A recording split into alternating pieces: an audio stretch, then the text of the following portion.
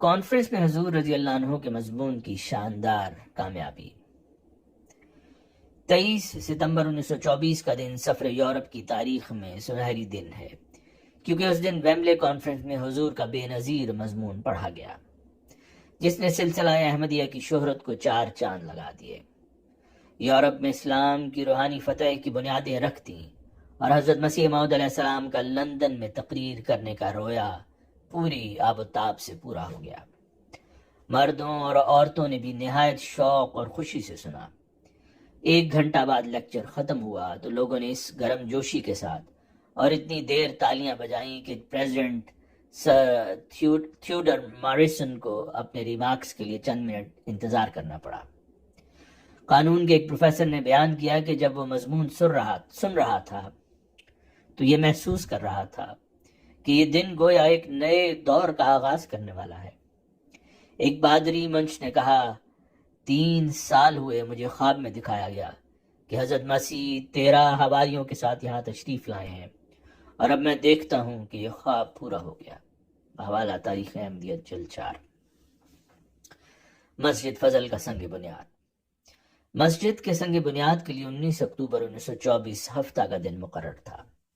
London کے اخبارات نے موسم کے متعلق پیشگوئی کی تھی کہ سورج نکلے گا، لیکن صبح ہی سے بارش شروع ہو گئی۔ جب اس کا ذکر حضور رضی اللہ عنہ سے ہوا تو آپ نے نہایت اطمینان سے فرمایا، یہ بہت اچھا ہے۔ ایسی حالت میں جو لوگ آئیں گے وہ اخلاص ہی سے آئیں گے، اور انشاءاللہ یہ تقریب کامیاب ہوگی۔ بحوالہ حضرت ڈاکٹر میر محمد اسماعیل صاحب۔ اللہ کے فضل سے یہ تقریب کامیاب ہوئی۔ 2 بجے سے ہی مہمانوں کی آمد شروع ہو گئی۔ لندن کے بعض اکابر اور پورٹ سمتھ تک کے بعض نو مسلم اور ہندوستانی اور ہر طبقہ کے لوگ تقریب میں آئے۔ یہ ایک عجیب نظارہ تھا کہ احمدی صاحبان کے نیچے انگریز، جاپانی، جرمن، سروین، زگوسلاف، ایتھوپین، مصری، اٹالین، امریکن، ہنگیرین، انڈین اور افریقن سب جمع تھے۔ گویا مشرق مغرب کو حضرت اولو العزم نے ایک مقام پر اکٹھا کر دیا، اور مذہب کے لحاظ سے عیسائی، یہودی، زرتشتی، آزاد خیال، ہندو اور مسلمان سب تھے، اور یہ معزز مجمع 200 سے زائد آدمیوں پر مشتمل تھا۔ بحوالہ حضرت ڈاکٹر میر محمد اسماعیل صاحب۔ پرائم منسٹر سر ریمزی میکڈونلڈ نے امام جماعت احمدیہ کی اس دعوت پر شکریہ ادا کیا، لیکن چونکہ وہ لندن سے باہر تھے اس لیے اس موقع پر وہ نہ آ سکے، اور انہوں نے اس پر بہت افسوس کا اظہار کیا۔ حضرت خلیفۃ المسیح الثانی رضی اللہ عنہ 3 بجے خیمہ میں تشریف لائے۔ تمام حاضرین حضور کے احترام میں سر و قد کھڑے ہو گئے۔ آپ نے سب مردوں سے مصافحہ کیا۔ بعد میں اعلان کیا گیا کہ احباب اس مقام پر چلیں جہاں سنگ بنیاد رکھا جائے گا۔ سارا مجمع اس جگہ پر پہنچا جہاں مسجد کے محراب کی جگہ مسجد کا سنگ بنیاد نصب کرنا تھا۔ تلاوت قرآن پاک کے بعد حضور رضی اللہ عنہ نے اپنا ایڈریس انگریزی میں خود پڑھا۔ اس ایڈریس کا حاضرین پر ایک خاص اثر تھا۔ خود حضرت پر ایک قسم کی ربودگی طاری تھی۔ اس ایڈریس کے پڑھے جانے کے بعد آپ نے سنگ بنیاد رکھا۔ ٹھیک اس وقت سلسلہ کے مرکز سے آپ کے نائب حضرت مولوی شیر علی صاحب کا تار جماعت کی طرف سے مبارکباد کا وصول ہوا۔ بحوالہ حضرت ڈاکٹر میر محمد اسماعیل صاحب۔ اس کے بعد حضور رضی اللہ عنہ نے لمبی دعا کی، پھر عصر کی نماز اسی مقام پر پڑھی، اور حضور نے اعلان فرمایا کہ میں اعلان کرتا ہوں کہ اس مسجد کا باقاعدہ سنگ بنیاد رکھا گیا۔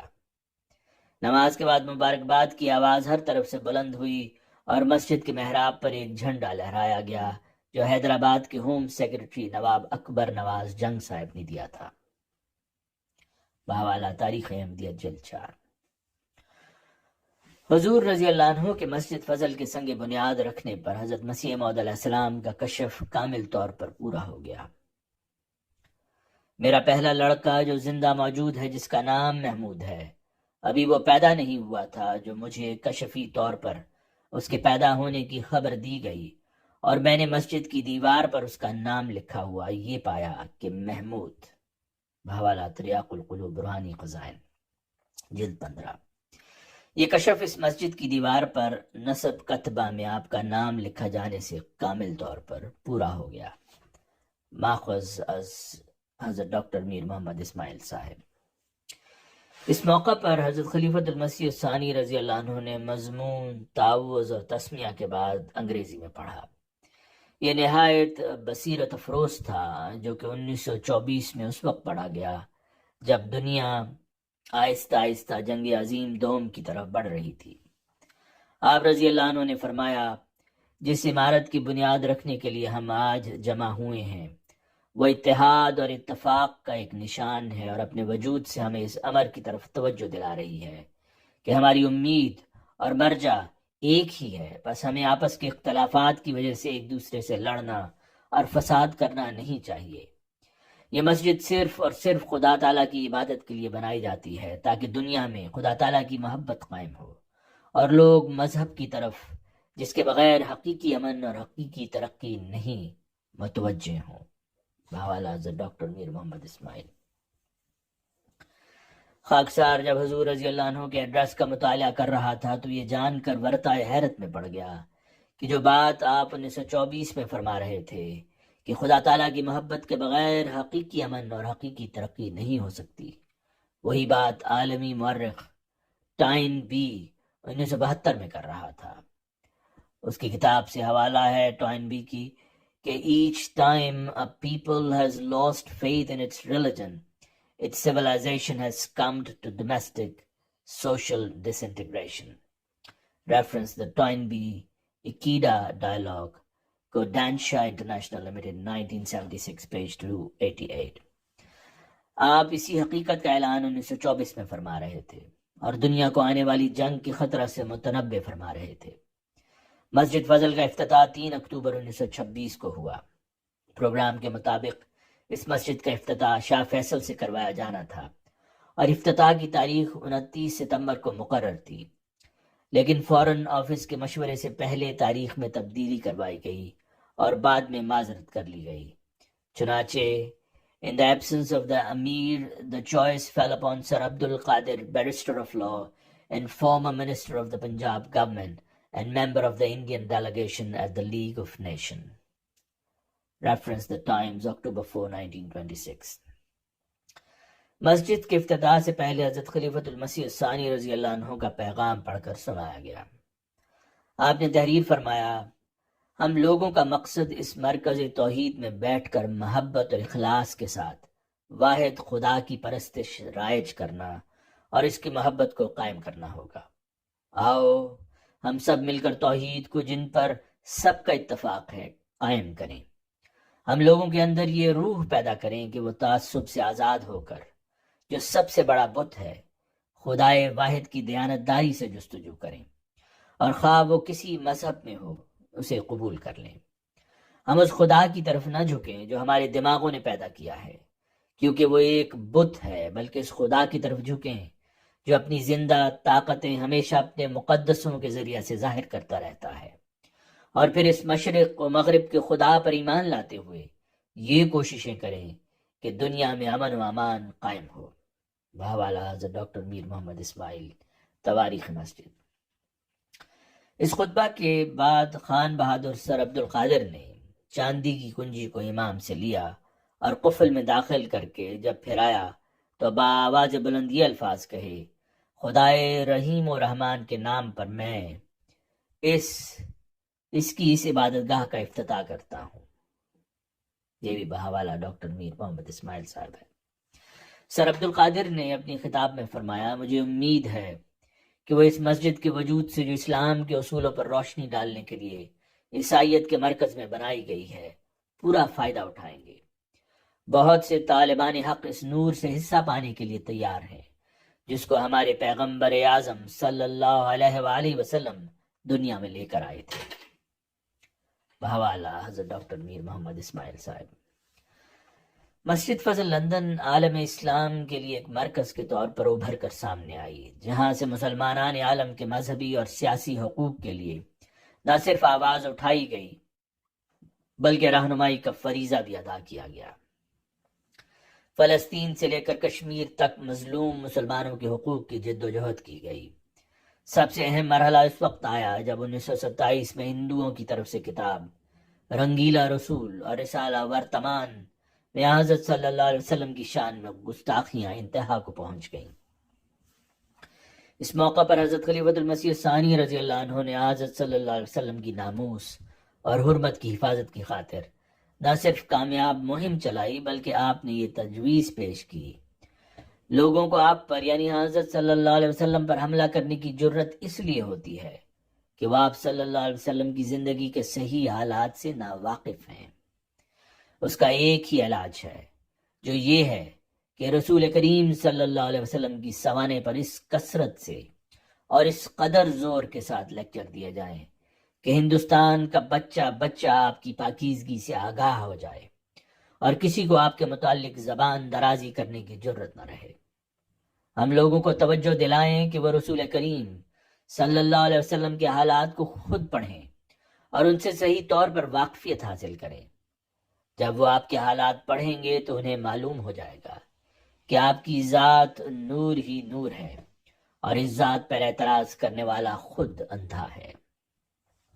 بحوالہ تاریخ احمدیہ جلد 5۔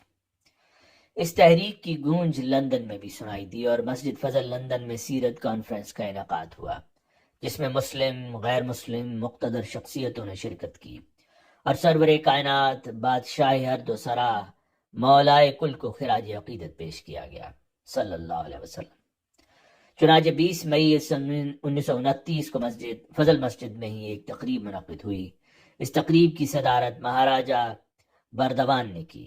اس میں جن شخصیات نے خطاب کیا ان میں عبداللہ یوسف علی، امام مولوی فرزند علی صاحب اور مسز سروجنی نائیڈو شامل تھے۔ اس کا موضوع حضرت صلی اللہ علیہ وسلم کی سیرت دنیا کے لیے سرچشمہ فیض تھا۔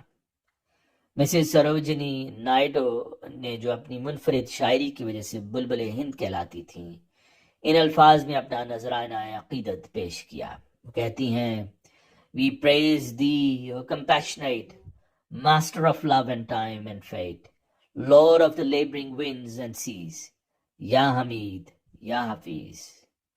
Reference, The Review of Religions, July 1929.